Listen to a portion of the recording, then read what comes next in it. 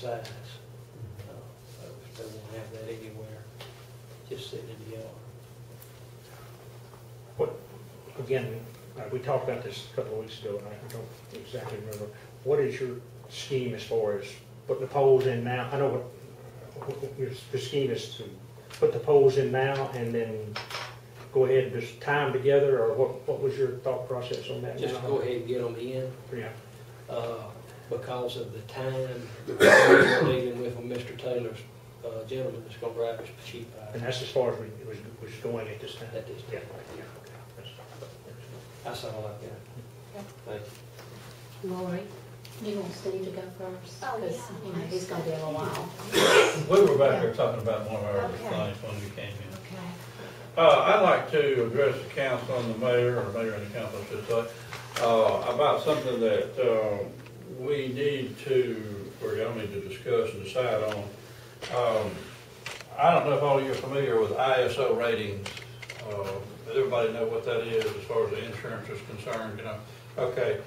Well, in order to keep our ISO rating that we have now, they gave a list after our questionnaire that we filled out and sent in latter part of last year. Some things that they would like for us to do. The main thing is adopting a more recent building code, International Building Code. We're on the 2000 International Building Code, and the latest building code out is 2009. I want to recommend that we adopt the 2006, which I think it'll keep us in pretty good standing with the ISO because of some of the things that hasn't really been ironed out of the 2009. I think Mobile is the only one in this area who has adopted the 2009 code. Is the county under the 06? They're under 06. How often do they update? Or How often do they update? Yearly or? every 3 years. Every 3 years. Yes. So I think that'll keep us in good standing with the ISO, along with doing a few of the other things, you know, like more continued education for myself. You know, some things, you know, that I have a list here, anybody wants to see, you know, what they really are asking us to do. But like I said, the main thing I think we're going to, and that was the biggest thing that the representative harped on, was the fact that we hadn't upgraded our codes, you know. So if y'all could, and that's something y'all have to vote on and adopt, and then it's just a matter of getting our code books and everything, and we will go from there. So I just wanted to let y'all know, you know, need to be thinking about that. I'm sending a letter, mailing tomorrow. We had until the 15th of April to present a plan, you know, to keep our rating, and then we can go on maybe the next couple of council meetings. You could go ahead and decide what you want to do about adopting a more recent code. Without doing this, of course, you know, that what happens in essence is the insurance premium goes up for the citizens of our community. So, you know, we want to try to avoid that. And so, you know, that's about all there is. Say again when we need to adopt it. Sorry. Say again when we need to adopt it. Well, we need to do it. We don't have to do it by the 15th, but we need to. It needs something that needs to be done in the next, you know, month or so at least. You know, and I give you some time to think about what you want to do. I think the biggest problem with the 09 is that they're requiring, starting in 2011, for residential structures to have sprinkling systems installed, and that's kind of a controversial subject right now with the, you know, I thought it was still in legislature. Pardon? I thought that was still in legislature right now. It is, so that's why I'm suggesting 06 until they get all that solved, and maybe, you know, in a year or two we could go on up to the 09. Okay. Are there any big issues between the 2000 and the 2006? Any real big monetary expenditures? No, sir. No, sir. It won't be a, you know, it should, all it's going to do is probably not a whole lot of change. There are some things, you know, on just a few things in it, you know, in plumbing, there's some things in heating and air that they're requiring, you know, little different things. But this sprinkler system would be the biggest weight on the builder's back, you know, trying to get that installed, and then it would be something that had to be maintained on a yearly basis, you know, and monitored, and it could get into pretty good money. But I think we need to try to stay abreast of our codes, and have the most recent codes. Steve, could you elaborate on the permit prices in Citronelle relative to other communities comparable to us? Well, we're about the lowest in the region. Our 2000 was the last time that we had an increase in our cost of permits and inspections. And we are valuing a square foot of a house at $25 a square foot for a living area.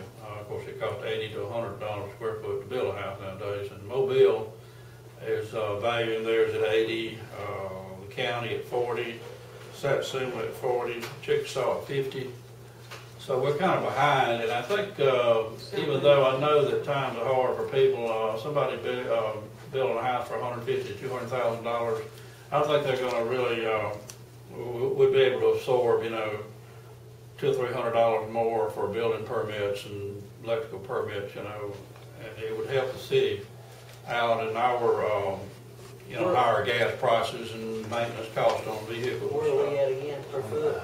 We're at 25. Give me those other, Mobile was what? Mobile is 80, All right, Chickasaw was what? 50. Satsuma. Carolina's 40. And that's the only ones I was able to get in touch with. Creola didn't have a phone number that nobody was answering. I think so the county was at 30. Pardon? County was at 40. 40. I thought that was significant. I was talking to Steve about the code this week, and he also brought that up, and I just felt.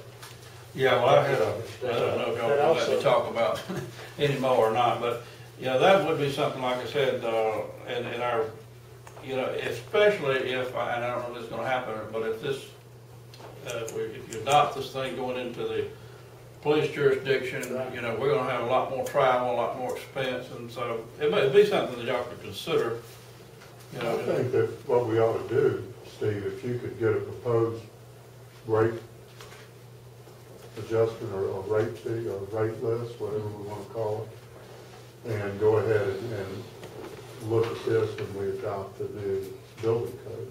Okay. And that way we can just go ahead and do the whole thing at one time.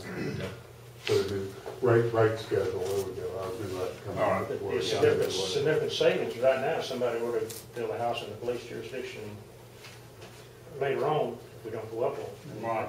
Well, and another thing, a lot of these municipalities are charging is they're charging a plans review charge. I think Mobile is like $200, and the county is about the same. Sarah Lane told me theirs was $50 just to review your plans. And then they may read it and take it back to the architect, we don't like that. So, that happens a lot in the county. That's why people are real afraid of getting the county to inspect their houses, because I'm not to be that rigid or stringent personally. I just feel, the most eye-catching thing to me was the deviation in square footage cost.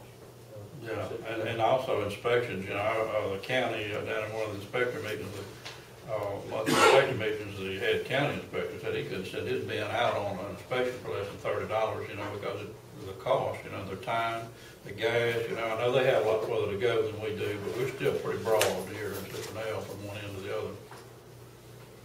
Is that not a fee in Citronelle? We have $15 what we charge for an inspection. Well, did you talk about it in there? Oh, no, I don't have to. Okay. I don't have to. Good job.